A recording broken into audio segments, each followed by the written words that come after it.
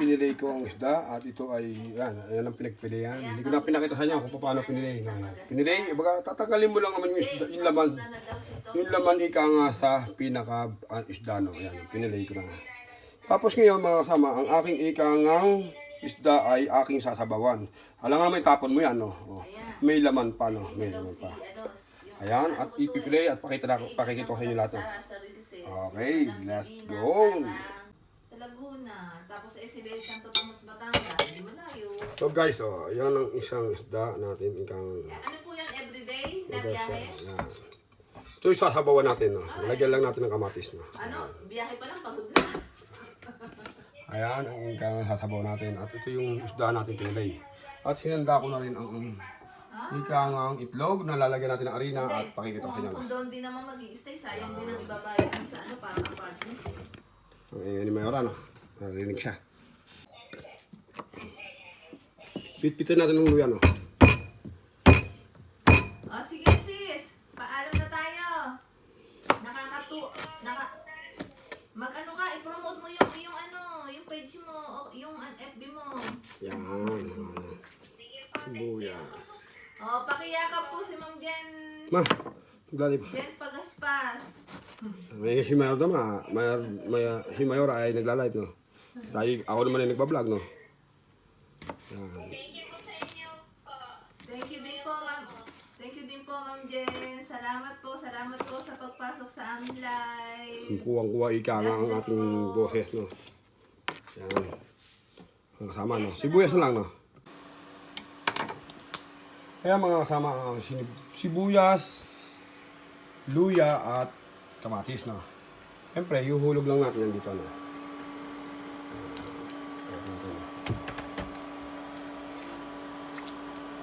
Sibuyas, luya. At yan po yung pinagpilian, no? Yan yung pinagpilian.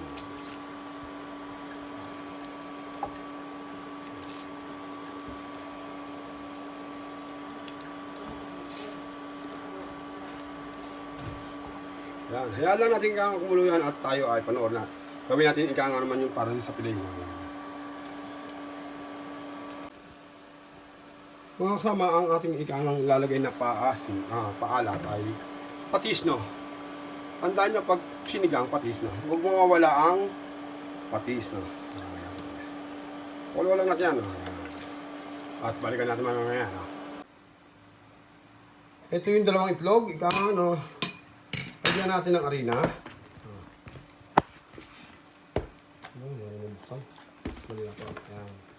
Lagyan natin ng harina ang ating ikang itlog. Lagyan natin ng isang kutsarang harina. Yan. O, diba?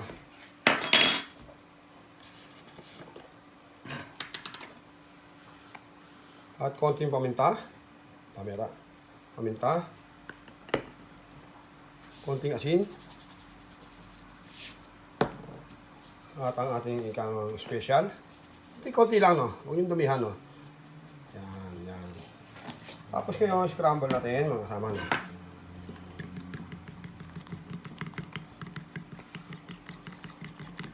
Scramble. Yan. Kailangan mix natin may ganyan, no?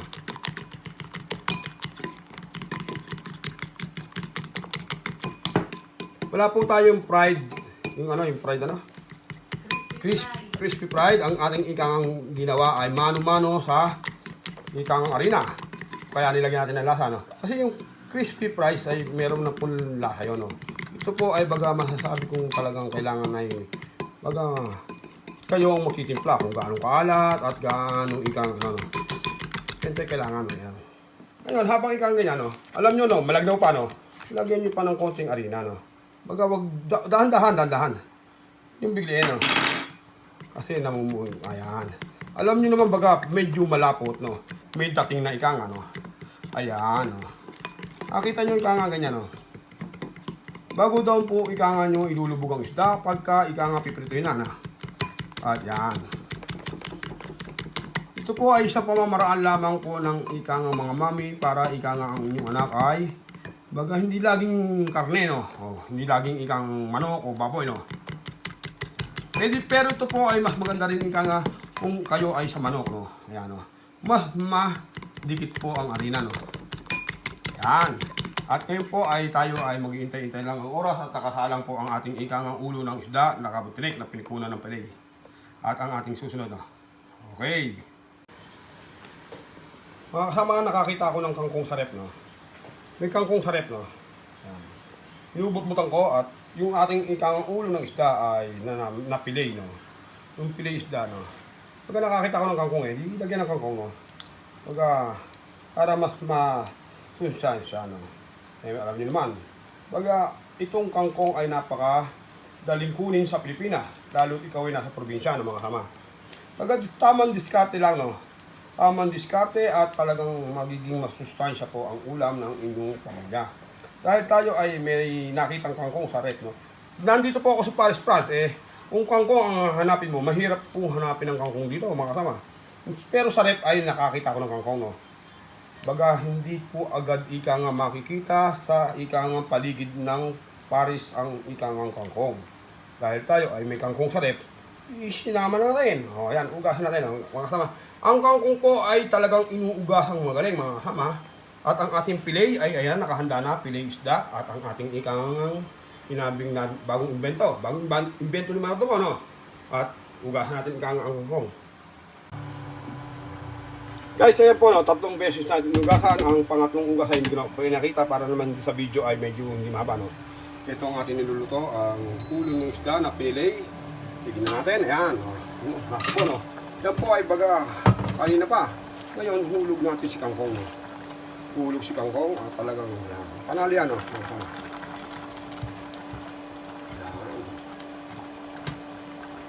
Mamaya po natin lalagyan ng pasin, no? Lalagyan natin.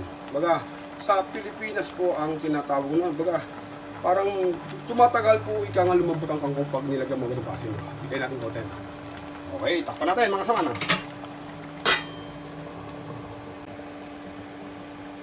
Ayan mga kasama, no? Natin. Ayun, naluluto na ang kangkong. Tingnan natin, kung ano ang idadagdag, no? Para sakto. Hindi bali ika nga magdagdag, huwag lang sumobra. Pag napaalat po ang niluluto ay baka hindi naman makakain na ayos.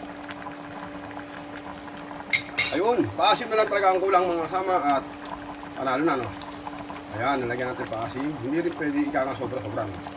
Luto na po ang ating ika nga ulo ng isda na pinagtanggalan po ng pilay at yung ikang ay magpiprito naman ng isda na aking ikang pinakita sa inyo, no? Kaya luto na siya na, mga kasama. At talagang sarado lang natin. Dahil nilagyan natin ng ikang pasim, luto na siya. In 1 minute po ay papatay ito, At tayo magpiprito naman, no, mga kasama. Pakikita ko sa inyo kung paano yung pilay na.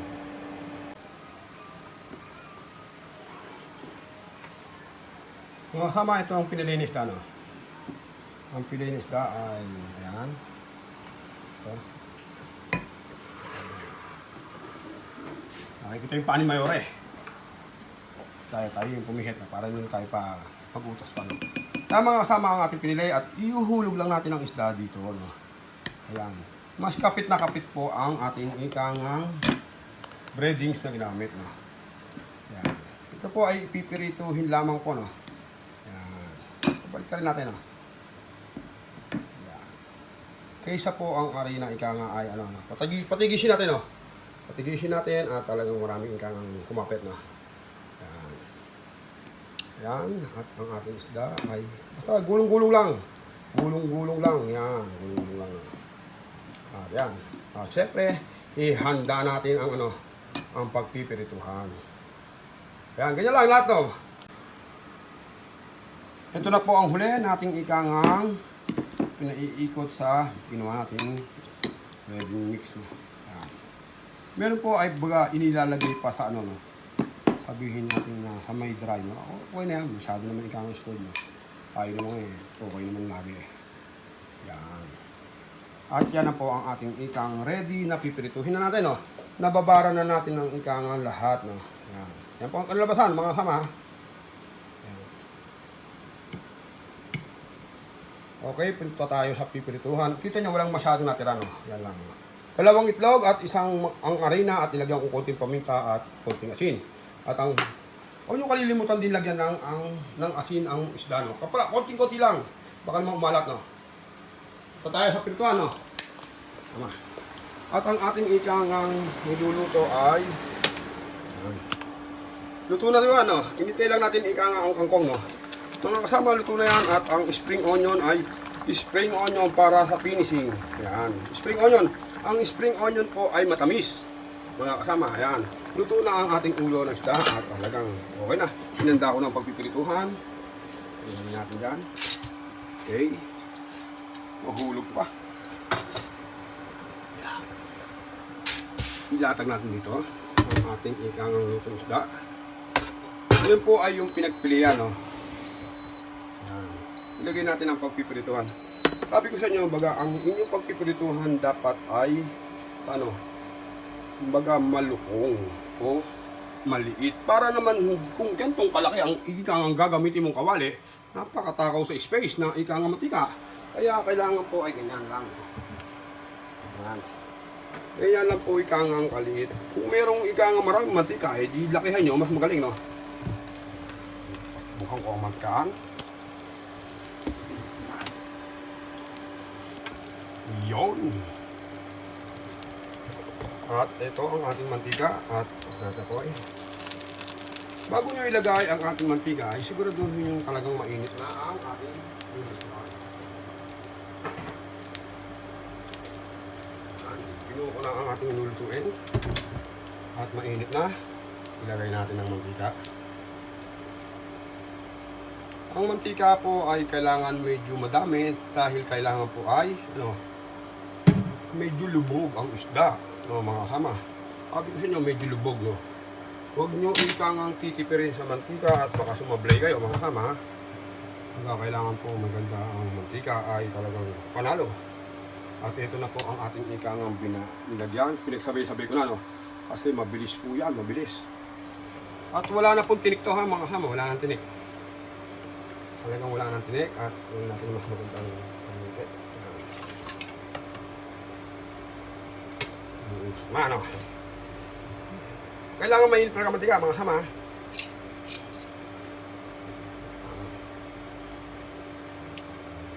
Ang aking anak ay nandyan, ano. Paglabas ko ng kwarto ng aking anak, Daddy, di pa ba luto? At sabihin ko sa kanya, ay magsando ka na ng kanin mo at ikaw ay kumain na. Ganyan po kailangan, no. Baga tayo ay, baga, ang anak natin ay alagaan natin, no.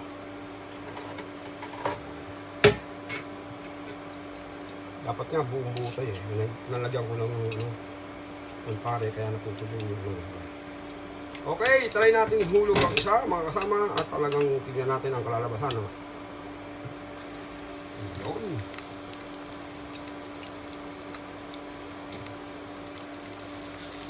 Yan. At dalawa lang yata kasya, no. Natin itang pagsiksikan ng isa. Medyo maliit. Ano yan, mga panalo. Panalo yan, no.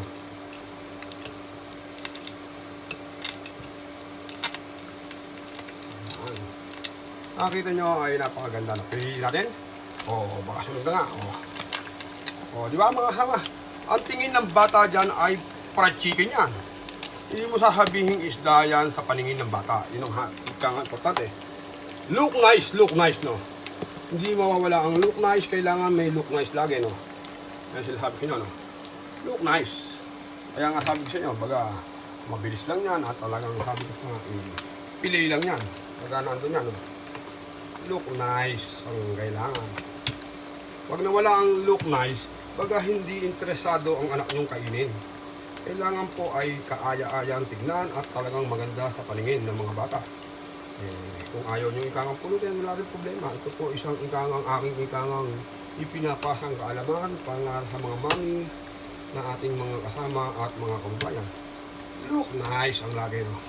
Wala look nice. Ayan. Natin. Ano naman sunod na? Okay. Panalo ika nga, no? Okay. Ayan, pakaganda ika nga ng ilabasan, mga kasama, no? Ang iba po ay binabalatan, tinatanggal ang balat, no? Dahil sa balat ng isda ay hindi masyadong umapit, no? Pero okay na yan. Panalo na yan. Baga, dayain nyo ang anak nyo. Ganyan ang gawin nyo. I-ganyan nyo ika nga at talagang ang anak nyo ay baga, nadaya nyo sa paningin. No? Panalo na ika nga. No? Okay, sali natin ang pangalawa. Batch. Mga kasama. Kailangan look nice, ha? Yun. Tignan nyo naman, sagit sit pa lang ika nga, panalo na. Yun ulit. Parang kasya pa siyang ulit. Parang naman hindi sayang sa kuryente, no, mga kasama. Parang hindi sayang sa kuryente. Baga kung kasya, ika nga ang tatlo, pag tatlo yan, no. Kasama, look nice, ha? Kailangan laging look nice. Yan, may lalagyan pa.